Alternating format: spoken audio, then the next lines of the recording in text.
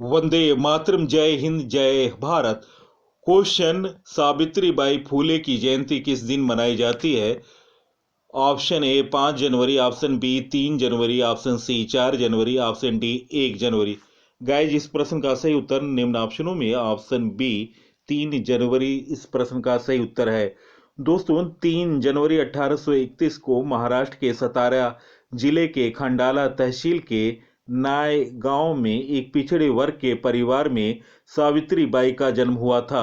सावित्री को किसी स्कूल भेजने का प्रश्न ही नहीं था, क्योंकि उस काल में तो वंचित एवं पिछड़े वर्ग के बालिकाओं को भी सामान्यतः स्कूल भेजने की कोई परंपरा नहीं थी। पिता खंदोजी नावसे पाटिल और माता लक्ष्मीबाई ने तत्कालीन परिस्थितियों एवं सामाजिक रीति रिवाज के कारण 9 वर्ष की छोटी अवस्था में ही सावित्री का विवाह पुणे के 12 वर्षीय ज्योतिराव गोविंदराव फूले के साथ 1840 में कर दिया था। दोस्तों, ज्योतिराव भी 5वीं तक ही शिक्षा प्राप्त कर सके थे, क्योंकि परिवार के पुश्तैनी फूलों के व्यवसाय एवं खेती के काम में सहयोग देने के लिए उन्हें स्कूल से निकाल दिया गया था। विवाह के बाद ज्योतिबा ने सावित्रीबाई को पढ़ाना आरंभ किया। उस दौर में किसी महिला का शिक्षा प्राप्त करना एक प्रकार से पाप कर्म समझा जाता था। फलतः ज्योतिबा का विरोध शुरू हो गया, लेकिन उन्होंने हार नहीं मानी और चोरी छिपे पढ़ाना लिखाना जारी रखा।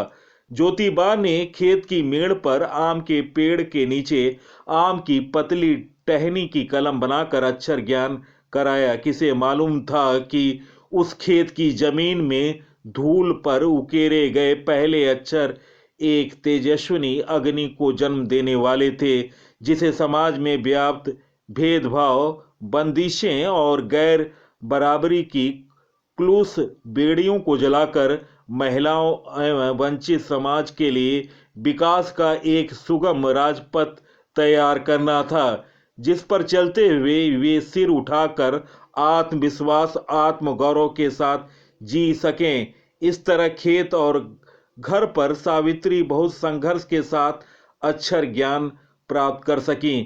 फिर बाद में एक ब्रिटिश अधिकारी की पत्नी मिसेज मिशेल ने बालिकाओं के लिए 1840 में पुणे में छबील दास की हवेली में एक नॉर्मल स्कूल प्रारंभ किया, तो सावित्री वहीं पढ़ने लगी। वहीं पढ़ते समय सावित्री ने गुलामी प्रथा के विरुद्ध काम करने वाले थॉमस क्लार्कसन की जीवनी पढ़ी, जिसमें अमेरिका के अफ्रीकी गुलामों के जीवन और संघर्ष की दर्दनाक दास्तान छपी थी।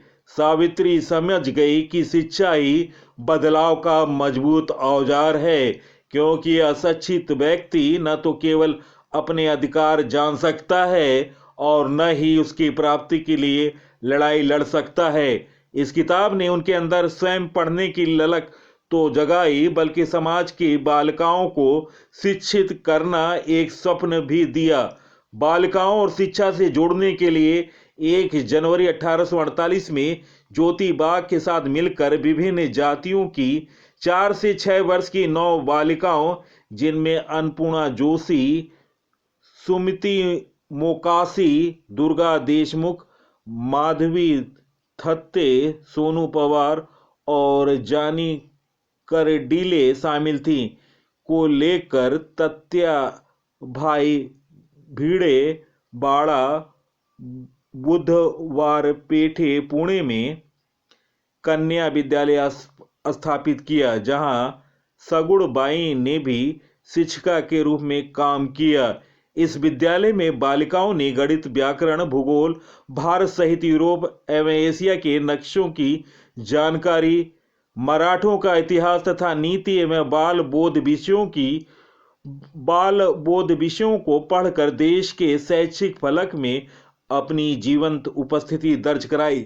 विद्यालय के लिए पुस्तकों का प्रबंध सदाशिव गोविंद ने किया, लेकिन एक दलित महिला का यह शैक्षिक प्रयास समाज के संभो ठेकेदारों को फूटी आंखें नहीं सुहा रहा था। उन्हें लगा कि यदि महिलाएं शिक्षित हो गई तो उन्हें बरगलाना आसान न होगा।